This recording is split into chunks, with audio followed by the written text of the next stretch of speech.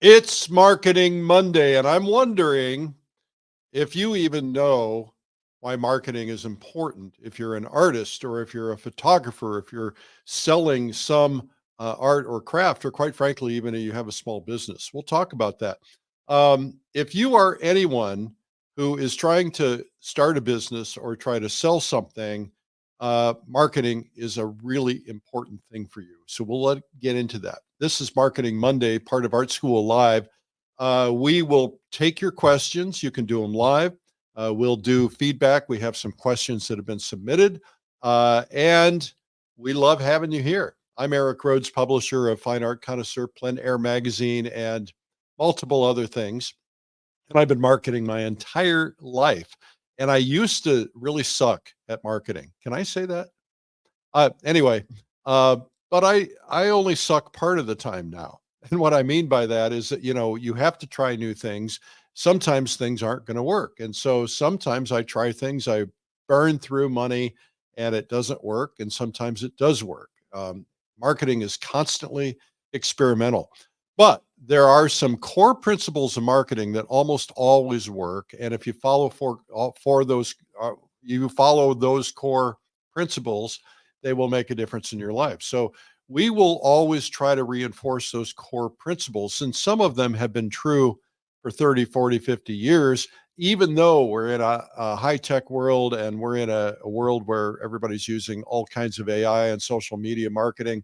Those things are really, really exciting and really, really critical in some instances, but you still have to use the core marketing principles in using those for them to be effective. So let's get this show officially started. It's Art School Live with Eric Rhodes. So we have some questions from the audience, but before that, let's just talk about why marketing is important.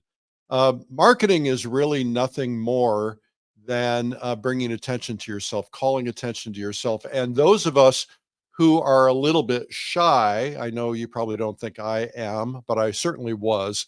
We're always a little reluctant. Can I talk about myself too much? Is it a little bit too bold to put myself out there? I always say, marketing is kind of like raising your hand in class and trying to flag down attention. And the idea there is you want to get noticed, right? And because if you don't get noticed, if you don't do any marketing, nothing happens. Now, there are people who do marketing instinctively and don't even know it. And there are people who have to struggle with it. I was the guy that had to struggle with it. I didn't know how to do this naturally. But what I learned is that if you can learn marketing, it doesn't have to be evil, it doesn't have to be manipulative, but if you can learn marketing, it changes everything. You can all of a sudden see a massive difference in your income, in the ability to help more people. The way I like to look at it is I can help more people. If I can get more people to sign up for some of the things that I do, I can help them become better artists. And to me, that's exciting. And it's really fun to hear from people when they tell me that their life has been changed. And so, you have things that are life changing, whatever it is that you're doing in some cases. In some cases, maybe it's not life changing, but it's something you're trying to make a living on. And as a result, you want to look for an opportunity to find ways to call more attention to it so you can help more people. So here we have a question. Let's look at this one. This is from Oliver in Berlin. I like paintings and to paint, but I do more sketches and drawings with watercolor or gouache on paper. Is there a market for that too, or do galleries show more oil or acrylic paintings, and where to start as a newcomer? I'm also an introvert. Okay. Nothing wrong with that, Oliver, I'm sorry. He says also I have a website, but I get no views and people who can see his work, right? Because he gets no views. Okay, let me address each of those individually, Oliver from Berlin. And wie geht's? Willkommen to Art School Live. It's probably not, it's Kunstschule. Welcome to Kunstschule Live. Okay. All right. So Oliver, first off, there is sketches and drawings. Let's deal with that. sketches and drawings typically don't sell for as much money as paintings. Now, I had an opportunity to buy a sketch done by a very famous Renaissance level artist. And that sketch was about $5,000, which was very cheap, very reasonable, because if I had bought a painting of that artist, it'd have been 200, 300, $400,000. And so drawings typically can be less money, but that doesn't necessarily mean, of course, the brand, the name, that helps. But if you're not a well-branded artist, then sketches and drawings typically will be less money. If people don't value them as much, even though they are wonderful, right? Or they can be. Gouache is a different story. Now, gouache is getting hot. Scott Christensen and 𝗠𝗿𝗄𝗃 just did a big show. That show is going on right now in 𝗑rville, Texas at the museum there, a fabulous museum. And Scott has multiple, I don't know about 𝗠𝗃. They each have about 60 paintings in the show, and Scott has multiple gouache paintings in the show. They're framed, they're beautiful, they look the same as oil paintings. They're just not oil paintings. And they are getting and commanding the same prices that he would get for an oil painting because they're brilliant paintings. They're great paintings. So I see no problem with gouache or acrylic. Acrylic is changing dramatically. You know, a lot of people are using acrylic now because of travel, you know, the convenience and travel. A lot of people use it because they're trying to get away from toxic chemicals in mediums and oil paints and stuff like that. So acrylics, and by the way, you know, a lot of people have figured out how to overcome the shiny factor. You know, there's lots of acrylics out there. For instance, acrylic gouache is not shiny. It looks like oil paint. And so I see no problem with those. Some galleries may have different opinions of that, but you know, some galleries have different opinions of watercolor too. And it just depends on the gallery. But really, it all comes down to the buyer. Does the buyer like it? Does the buyer feel good about it? And so I think there's no problem with that. So Oliver, you did say something else though I want to address, and that is you said, I have a website, but I get no views. So this is a huge problem. You see, a lot of people, and I would imagine you were the same way. I know a lot of people are like, oh, I'm so excited, I'm going to have a website. And then they go to all this trouble and time and money to build a website, and then nobody sees it. Because that's like saying, hey, my name is in the phone book. You remember phone books? They used to be thick. They had all the names in it. You know, it's like, okay, your name's in the phone book. So what? If somebody's looking for your website, they're looking for your name, they can Google you, they can find you. But if they're not looking for you or they're not stumbling across you, then it's going to do you no good. So there's a lot of strategies and techniques that you can follow to get people to come to your websites. And a lot of that has to do with advertising, and a lot of that has to do with social media, trying to look for ways to create curiosity. And you know, then you can say, you know, like, I've got more of these on my website, and that will drive traffic. Things like that can be very effective. Okay, now let's go. We do have the ability to go live. If you have a question, let's show everybody how to do that. If you go to artschool.live and /stream, you can go live with us. And all you got to do is click the button to allow your mic or camera, both preferably. But if you don't have a camera, you can still come on. You can enter your name and then click enter studio, and that's the way to do it. So we have a lot of different people today coming on. So let's pick our first one here. Who do we have today? We have Leslie Hamilton. Leslie, you look like you're in your car. I am in my car. It's too noisy. As I mentioned earlier to you, Eric, I have just signed on for the Frank Bett Memorial plein air competition. It's going to be going all week long, and it's a little drizzly and a little windy here. So I thought it'd be nice and quiet in the car, which it is. Oh, awesome. Okay, so you're in your, where are you? In the Bay Area? You're in. Yeah, Alameda Island, Bay Area. Okay. Yep. And that's going on this week?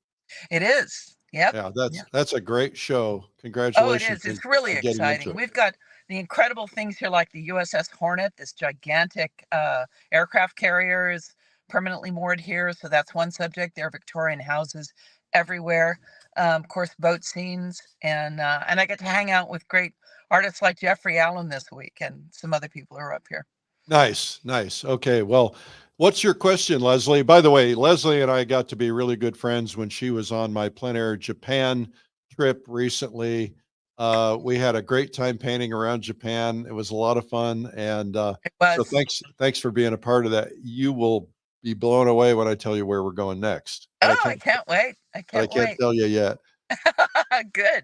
I So also I also am going to be launching a whole new event, and I can't tell you anything about that either.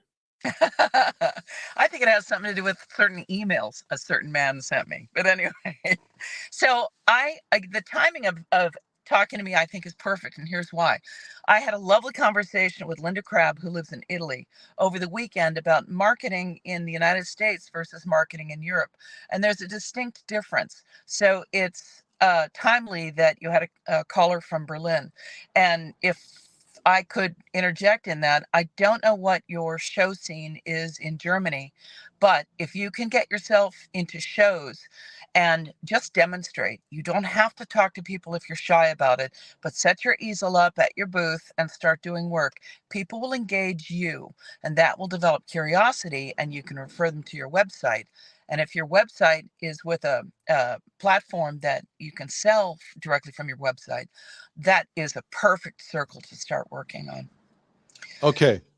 All right. So you had more of a comment than a question. I did. So the question is this, Eric, how would you recommend people uh, continent to continent addressing, or how would you find out about what works well on these continents? And then how would you get that out to your audience, who are every continent on the globe at this point? Well, I had a dialogue with a friend of mine by the name of Dan Kennedy. Dan is a author of 13, 20 books on marketing, and he was doing an event with a partner in the UK, and he had been told, a lot of people said, what works in the United States will not work in the UK. And so he said, I don't believe it. And they said, well, you can't use the, the words that create more excitement. You have to be, you have to do things differently. We're a little bit more subtle. We're a little bit more dignified, et cetera. And he said, I don't believe it. And so he went ahead and he marketed his event in the UK the way he would do it in the USA.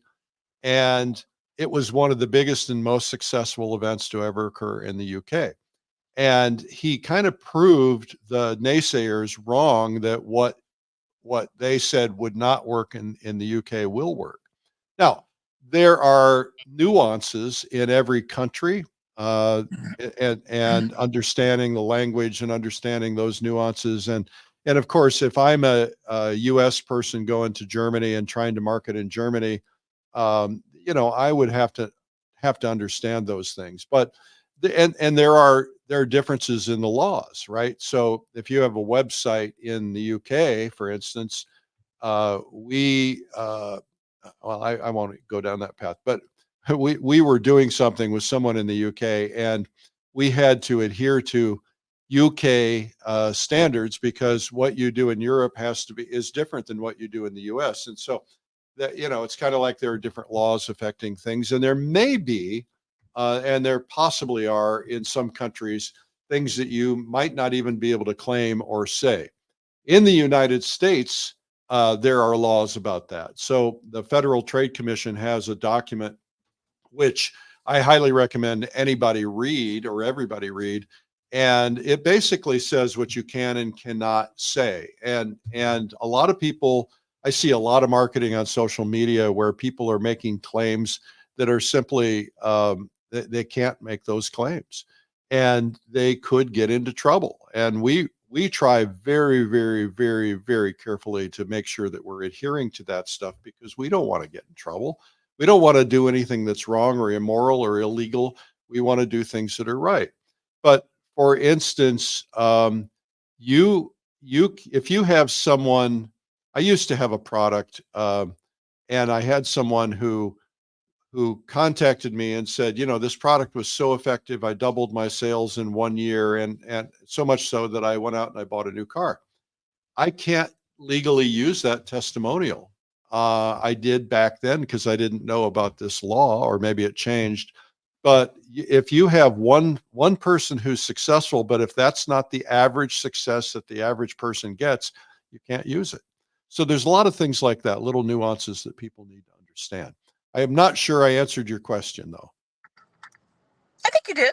Yeah. Okay. I mean, it's good to know that it isn't necessarily restrictive if we want to advertise our work in the UK. At least the language is similar. Okay, so let me ask you a question, because I want you to be prepared. This is a great opportunity. Now you're in a plein air event, the Frank Bett Memorial Plein Air event.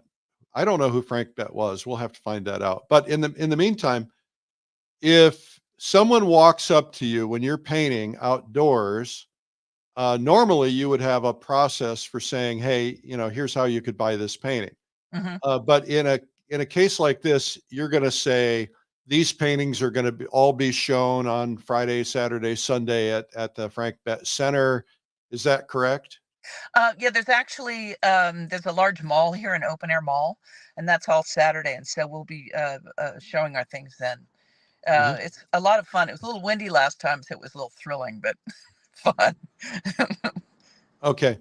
So I want to remind you of a couple of things that I want to remind you that 50% of the people do not have any vision, and 50% of the people have vision. So what that means is somebody walks up, they're coming through the mall, they walk up, they look at your paintings, and one person will go, "Oh man, I love that. It speaks to me. It really, really great." Another person will walk up and go, "I like that. It'll match my couch." And then there are other people who don't see it. No matter how much they look, they don't see it. And so if you can point things out to them and by asking questions, Hmm. um, and telling stories. So if you want to engage people. So if you can get anybody to linger, and this isn't manipulative, and I don't want to suggest it is, but if somebody is expressing some form of interest, and then you could say, um, I want to see if you notice something in the painting that I put in there that you might not have noticed. Mm. Right now, you got to have something there if you're going to say that. But then they'll start looking at it more closely. And what I find is if people look more closely, they are more likely to be more interested. And then you might say, or if they say, what, I really like this painting, then you can say, well, what is it about it you like? What is it that speaks to you? Because the more you can get them talking about it, the more they may decide for themselves that this is something interesting. And Yeah. then, once they do that, you can say, where do you think you'll hang it?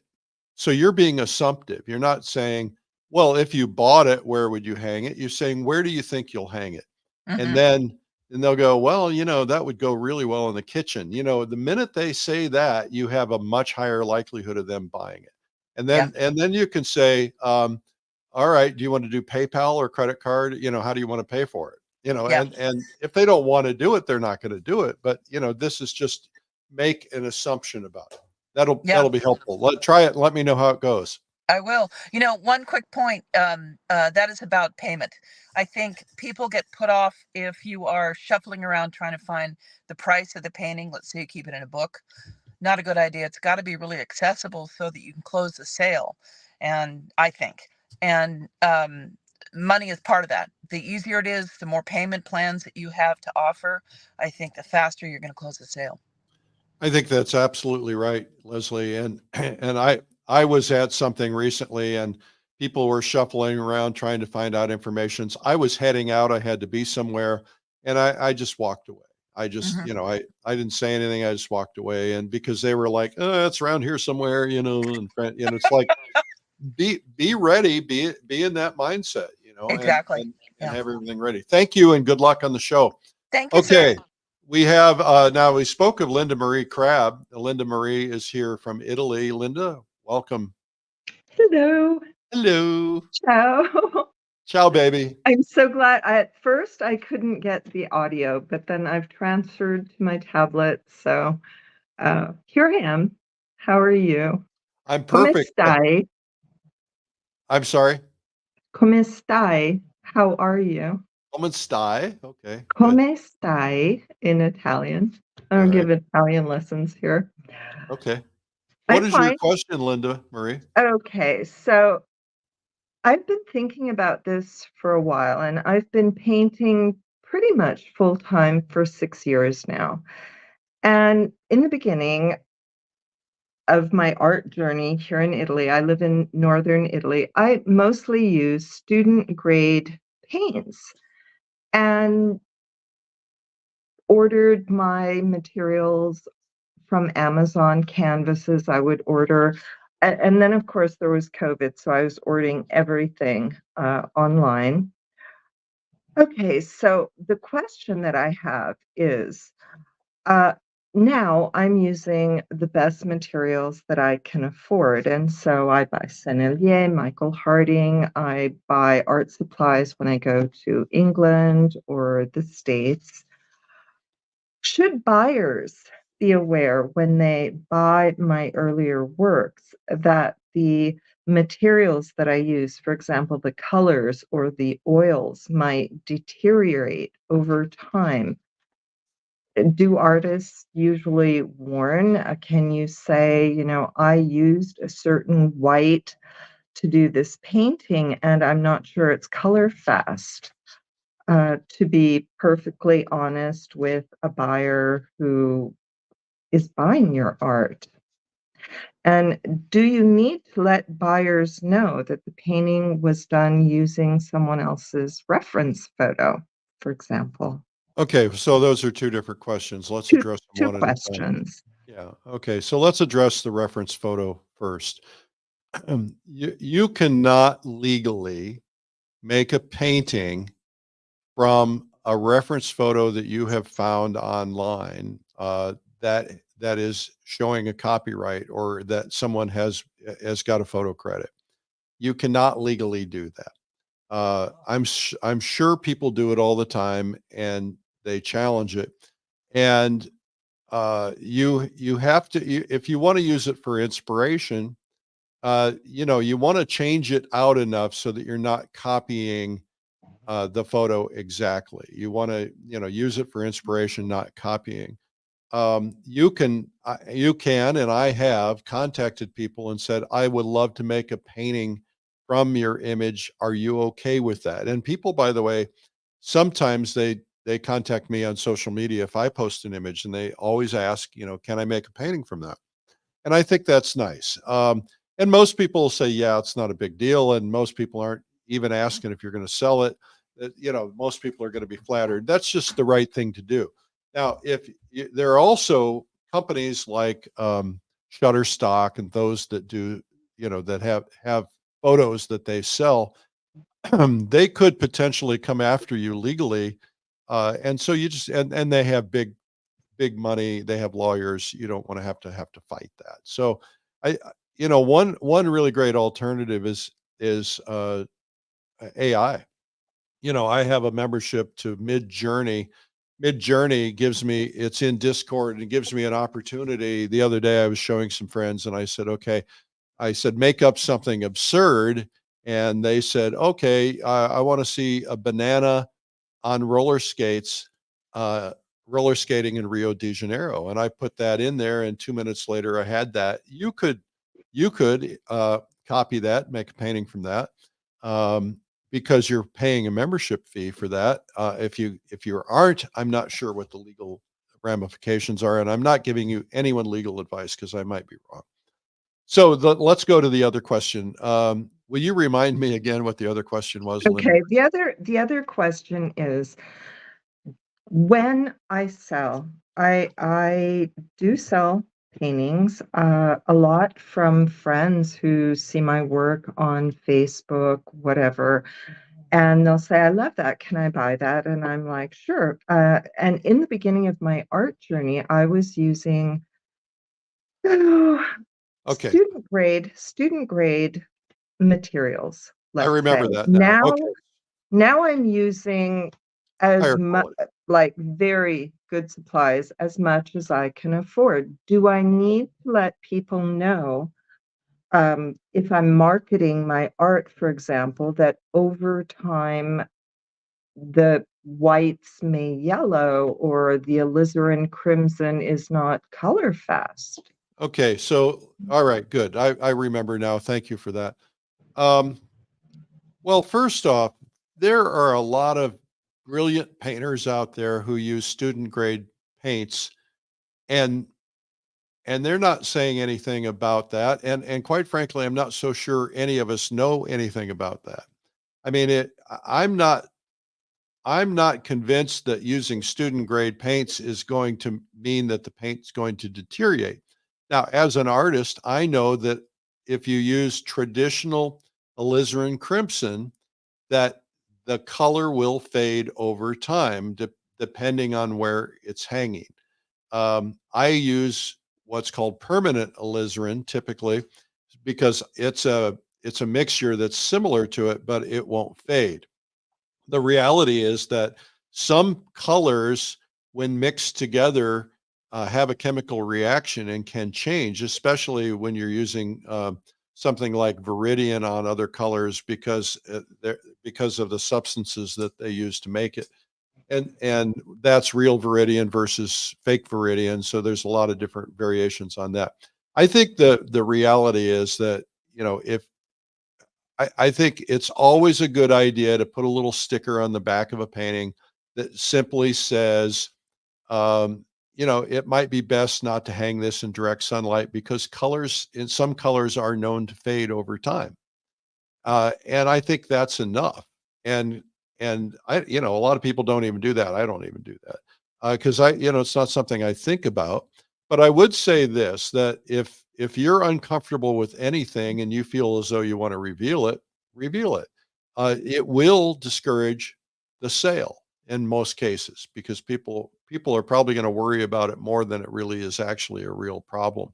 I have paintings that were done. I have a series of paintings that were done on cardboard by Russian artists. I have a big collection of Russian paintings.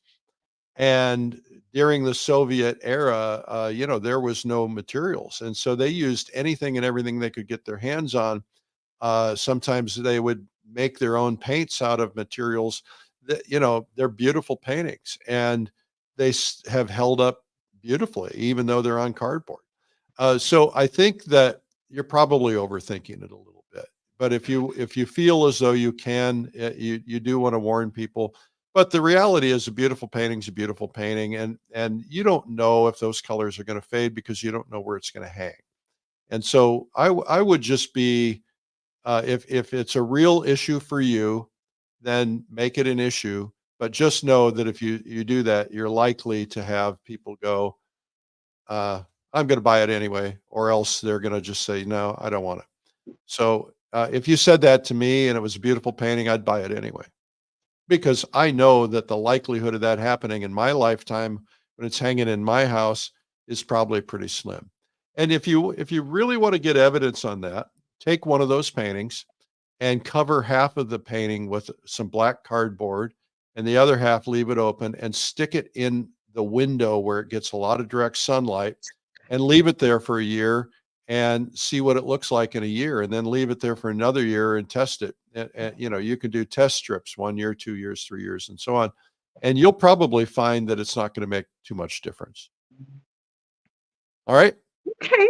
Thank you, Okay. Eric. It wasn't strictly a marketing question, but it helps me market my art better, knowing that if I'm selling something, that it'll be there for a long time. So Yeah. Well, I think the best thing to do, Linda Marie, is that it's better to use quality materials if you can afford to, because first off, there's more pigment in professional grade paints versus student grade paints typically. But I have some student grade paints that I paint with because some colors it just doesn't seem to matter, and some colors it does. And so I wouldn't be too concerned about it. Thank you for your question. Okay. Well, we have another question live coming up here in a second, but let me just go back to the people who've sent them in. This one comes from Sharon Ward. I have not seen these questions in advance. Sharon says, I've noticed that some people who do paintings on YouTube, as if teaching people, they will sell the painting at the end. Does this really work, or is it a hoax? I have no idea. I have no idea. It could be either. There are a lot of hoaxes out there. I don't see anything wrong with it. So let's go on to the next question. It's Robin Lindberg in Minnesota. She says, I find most artists tight-lipped about how they make their money, especially if they're doing well. Is it possible for an artist to do well financially, building a career outside of a gallery route? Oh, yeah. Yeah. Robin, I think that a lot of artists are tight-lipped. And I think they're tight-lipped because they're the type of people who don't need to be braggy about things. And I like that, right? I don't go around typically telling people how much money I make. It just isn't a pretty picture, right? Sometimes it's not a pretty picture because sometimes I'm not making any, but sometimes I just don't want to be that guy who's going around saying, hey, I made, this much money. I think that, but some people are going to do that. And, if that's who you are, that's fine, but it's not for me. I will tell you this, Robin, that I work with a lot of artists. I have personally consulted some artists. I get paid a lot of money. There you go, bragging, right? I get paid a lot of money to help some artists. And I know artists who are making millions with an M, not B. That'd be nice. Millions of dollars, who have multiple homes and the best cars, and they're traveling all the time, and they're having these great lives. But they, if you were to ask them about their careers, they're not going to tell you. They might tell me because they know I'm helping them out. So yes, there are lots of artists who do really well, and sometimes what surprises me is sometimes they're not the ones you would expect. I knew. I don't think I better use the name. I knew an artist who was very famous for doing calendars, and when he told me how much money he made, I was like, "What? How is that possible?" Yeah, he made like $200 million. And so, I mean, there's just all kinds of things around the map. As a whether you're an artist in any form, whether it's a painter, photographer, or otherwise, the key to making money is making sure that people you're visible, and making sure that you have a product that's marketable and that people want, and finding ways to make sure that people will buy it. And so there are a lot of artists who are never going to be in a gallery. What a lot of people do, and I don't know if I agree with this philosophy, but a lot of people get made famous by an artist, by a gallery, because a gallery is what I call a market maker, right? They will, if you get a good gallery, they will establish clientele for you. They'll get people to collect multiple paintings of yours. And then a lot of times these artists will say, I'm so successful, I'm going out on my own and I don't need any galleries anymore. And sometimes that fails, sometimes that works. But I kind of like the idea, if somebody's made money for me and helped build my career, I want to stick with them because I think it's ethically a good thing to do. Now, it's okay to change galleries too. I have a friend who could not get her galleries to pay to get her the kind of prices that she wanted, and she needed to raise her prices. And so other galleries said, yeah, I can get that price. And so she fired that gallery and moved into another gallery. And sometimes you have to ramp up, because sometimes you start out in a little gallery that nobody knows about, that anybody who will show your work, and then next thing you know, and this is already happening to me, is that better galleries are asking about my work and doing shows and things like that. So this is an opportunity to kind of upgrade yourself. But it's not always about galleries. If you want to be in control, you just have to understand the galleries do a lot of work for you that you don't see, but you're paying 30, 40, 50, 60%, depending on on what the galleries are asking for, but they're doing marketing for you in theory. They're bringing customers in the door. They're building your name. They're building your brand. Galleries do a lot. I see these forums where artists are trashing galleries because they never do anything. Sometimes I'm sure it's true, but it's typically not true. These people are spending money on rent to get people in the door and promotion to get people in the door. And you get people in the door, they're showing your paintings. In theory, I mean, maybe they're not. If your paintings are stuck in a back closet, that's not good. All right, let's see if we have another one live. It looks like we have Neil McMillan back. Neil, welcome back to Art School Live Marketing Monday. Hey, Eric, thanks for having me on the show. It's an honor to be here.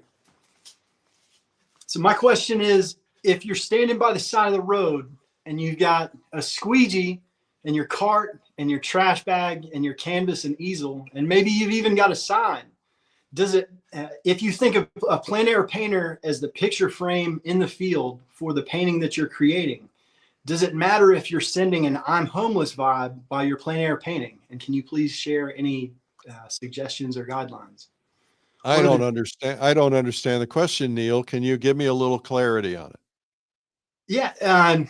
So I've had friends take pictures of me while I'm plein air painting.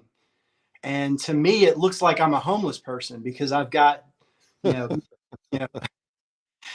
all my stuff scattered everywhere. And, that's one aspect of it. And another aspect is if I'm painting and I have to take a break, let's say I have to take a restroom break and have to leave my stuff unattended. Sometimes when that's happened in the past, I come back and there's a crowd around my easel. And so what I'm looking for is, are there any guidelines? And a perfect example is I've seen pictures of people that had QR codes glue or, some on their easel, some form of sign with their email address and contact information glued to the easel. I think it would be fancy to have a QR code that people can go directly to your website. So if you left your stuff unattended and came back, maybe that's what they're doing. But yeah, I'm looking for any suggestions. I imagine that you've seen some really great strategies or tactics in the past, and I'm curious of what are some. So are you looking for suggestions on how to sell paintings in that environment? What are some do's and don'ts about personal appearance while you're plein air painting? I don't think it matters. I mean, if the reality is that, most days I'm out painting in a t-shirt and shorts and hiking shoes. I just posted a picture and I've got a hat on, I'm not wearing a suit and tie. By the way, I don't ever care if I wear a suit and tie again. I don't like to wear a suit and tie, but I guess I will once in a while, funerals and I digress. I think, Neil, that, well, let me just tell a story. Maybe this will help you. So this art gallery, I was in this art gallery in New York, and the art gallery was waiting for my meeting with the art gallery owner. And finally I meet with him. He said, did you see that guy that was in here? And I said, yeah, I saw him. He said, so about a year ago, this guy wanders into the gallery and he's wearing shorts and a t-shirt and flip-flops. And he's asking me some questions. And my first reaction was, I'm just gonna kind of ignore this guy because, it doesn't look like he has the money to buy anything. He's just gonna eat my time. He said, turns out the guy's worth $50 million. He bought, on that day, he bought 5 paintings and spent close to $1 million. And he said he's been back multiple times and he keeps buying paintings. He said, I was so wrong for judging him. Now, I will tell you this, that there's an old book that was around in the 80s, and it was kind of an 80s era thinking, which was called Dress for Success. And, they talked about the importance of dressing. There are some people who care. And, for some people, it's a code, right? I went to dinner last night at the home of a billionaire. And I put a nice shirt on, but I still wore shorts and I wore boat shoes instead of flip-flops. So that was dressing up for me. And, but, if I'd have worn a t-shirt, that probably would have not been appropriate, right? But I had a nice shirt on and shorts and flip-flop, or I mean, boat shoes. So I think that, if you're in a show like Leslie was talking earlier, you're in the Frank Bett show, or you're in some plein air show, and you're going to be encountering a lot of people, and you're going to be trying to sell paintings. Maybe you put something a little nicer on, but I don't know. I mean, I'm doing a workshop coming up in the Adirondacks for 2 days, and I'll probably wear a t-shirt and shorts. I mean, it'd be, and I sometimes I'll go, all right, if people are going to have their picture taken with me, maybe I'll wear a little nicer shirt or something just so the pictures look nice. But I don't think out in the field anybody cares. You're out there, you're having fun, you're doing your thing. And what matters is what you're painting. Now, you did talk about QR codes and stuff like that. I would say this. I think it's a good idea. We have some stickers on one of our websites. I think it's called paintoutside.com. Maybe somebody put that in the comments, paintoutside.com. I don't know if it's even still up there, but we had some stickers you could print out that said, I'm plein air painting. And said, if you want to know what that is, go to this website. Maybe it's a QR code. I don't remember. And then that takes them to the documentary we did called Outside the Lines. It was about rebels in the plein air movement. You could write that in the chat too. It's called Outside the Lines, Rebels in the Plein Air Movement. You Google it, you'll find it. And we did that because we wanted people to know about plein air painting, but I think it's a good idea to have, here's something information. I think you can put a tasteful little sign on your easel that says, I often make my paintings available for sale. If you feel free to ask, because people are afraid to ask, and so if you give them permission and they see that on your easel, or you even have, you have a couple paintings laying down and you have prices on them, I think that's okay. I don't think you look like a homeless guy. Does that help? Absolutely. Yes, sir. And the suggestion to have additional paintings prepared for sale while you're making a painting is a good suggestion too. I hadn't thought of that as a tactic. Well, so yesterday I painted 2 paintings. I'm looking at them. I can see them. I can't show them right now because they're wet and I'm here. I painted 2 paintings in the same location. So I put them in my little panel pack, when I'm done. But when I'm working on the second painting, the other painting is sitting out. It's laying on a hot rock, or it's laying at the edge of my easel or something, where it's not going to get too much dust or water. And so oftentimes people will walk up and they'll say, is this painting for sale, or is that painting for sale? So, it's not unusual to have a couple paintings out anyway, especially like I love to set up in one area and then turn 30 degrees and do another painting, and then turn 30 degrees. That's the beauty of the Adirondacks. I can turn, yesterday I painted on the river, and I could paint a waterfall. I could paint rocks. I could paint a beautiful pool. I could paint distant trees. I could paint a mountain. And so it was an opportunity. If I'd have painted there for 5 or 6 hours, I probably would have had 3 or 4 paintings, and somebody could walk up if they happen to be out in that woods and might ask. Does that help? Absolutely. Okay. I think in general, when you're plein air painting, the key is just chatting people up.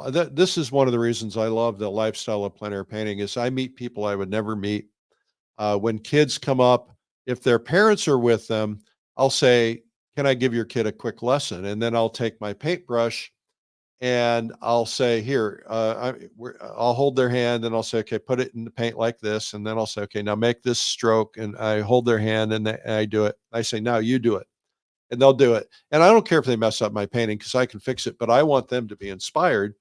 And oftentimes the parents will say, can we buy that painting? And so sure, why not? And I want to inspire their kid. And I always say to the parents, here's where you can go. You go to paintbynote.com. You can put that in comments too. Go to paintbynote.com. Anybody can learn to paint with that, even a kid, and it's free. And it's a great opportunity for somebody to learn to paint. When I'm out there at the easel, I talk to people, I tell them they can do it. They learn to paint. They can do this. They can go to paintbynote.com and that helps them. Make sense? Okay. You're there. Okay. All right. I hope that's been helpful, Neil. Thank you. Absolutely. Thank you so much. Okay. All right. So I think I'm going to take one more question. I think we have, do we have one more on live? I'm not sure. Linda Marie, did you have one more question? Nope, she's gone. All right. So let's do this. We'll go to one more question. This is from Jane. I don't know where Jane is. Jane says many artists feel that their art speaks for itself, and if they just make the art, they will eventually get discovered. Why marketing? There was a famous movie, you probably saw it. It was called Field of Dreams. And the theme of the movie was, if you build it, they will come. It's not true. If you build it, they won't come. And you might get lucky. I was coaching one of my kids' friends who's visiting us this week, and he just got out of college, and he just found out today he's got a gig freelancing for some marketing stuff, and he's getting paid a lot of money, and surprisingly a lot of money. I said, well, congrats, you're good at this, but by the way, you got lucky. It doesn't just happen. Things like this don't typically fall in your lap. And the reality is he made that happen because he originally sought out the client, and he originally started out, doing little things, and they liked it so much that he started doing more things, and they liked it so much they started doing more things. The value of marketing is that you might get lucky and you might have somebody who discovers you, but you might not. And I often tell the story of this guy that I met in England he was as brilliant as Monet, and he wouldn't show his paintings. He was afraid to. And he didn't even want to sell his paintings. I know people like that. So I think that if you really you want to have, I guess the right answer to this, Jane, is you can't control happenstance, but you can control marketing. If you get lucky, I have luck all the time. I have things that happen to me. I had a dream last night that I'm like, oh, that would be so cool. And now I'm thinking, that's not just going to happen. I'm going to have to make that happen. I'm going to have to go make a presentation. And if you want things to happen, you have to make them happen. Typically, you might get lucky, but you need to understand that marketing will make a difference. You could sit there your whole life and not get noticed and be a brilliant painter. If you enter shows, that's marketing. If you enter competitions, that's marketing. If you are putting together brochures or websites, that's marketing. If you're looking for ways to draw attention to your work, that's marketing. If you're telling people about your work, that's marketing. So that's why marketing. You've got to control it. And the nice thing is you can control it. You have to, it takes time. You have to learn it. But I don't ever want to have 100% of my marketing in somebody else's hands, because if they screw up, I hired an ad agency once and I gave them a big check, and they made big promises. And I thought, I better keep going on my own, even though they're going to double or triple my business. Well, they did nothing, and I got nothing out of it. And so thankfully I kept going. Otherwise I would have been out of business. So you want to be in control of your marketing. Here's one from Gabrielle in Missouri. Should artists be on TikTok, and how to implement it as a marketing tool? Gabrielle, if you've seen this program before, Art Marketing Monday on Art School Live, I get my names confused. I always say, don't talk tactics until you talk strategy. In other words, don't figure out if you need to be on TikTok or Facebook or Instagram or Snapchat until you figure out what your strategy is. Once you know what your strategy is, then you know what your tactics need to be. Let me give you a great example. If you said to me, my strategy is to sell paintings to retired people because retired people love my paintings, right? So retired people are not as likely to be on TikTok as they are on Facebook, for instance. Or if you said, okay, my goal is to sell paintings to people who are under 21. Okay, well, where are all the people under 21? Well, then they're on TikTok. So then it makes sense for you. Or maybe they're on Snapchat, or maybe they're on some other platform that I'm not aware of yet. So I think first strategy before tactic. So yes, I'm on TikTok. I don't do a lot on TikTok because there's only so much I can do, but we do a lot of Instagram reels and we put them on TikTok and vice versa. And, it helps. Some people, it helps tremendously. Some people are getting rich and famous. Sometimes, you might say, well, maybe I need to be on YouTube. It just depends on where is the audience, who do you want to reach, what is the goal, and also what's the likelihood of succeeding on TikTok. Today everybody's on TikTok, and it's kind of like saying, oh, I have a website. So you can't just be on TikTok. You've got to find a way to get people to watch you on TikTok. That means you've got to have a strategy. If you want to look up strategy, look up Mr. Beast. There's some videos where he talks about how do you get people to watch him on YouTube. And, you realize the amount of work that he went to, most people would never do, but that's why he's making hundreds of millions of dollars a year because he's working harder than anybody else, working harder than I want to work. So, and I'm a hard worker, but I don't want to work that hard because, it's it's not important to me.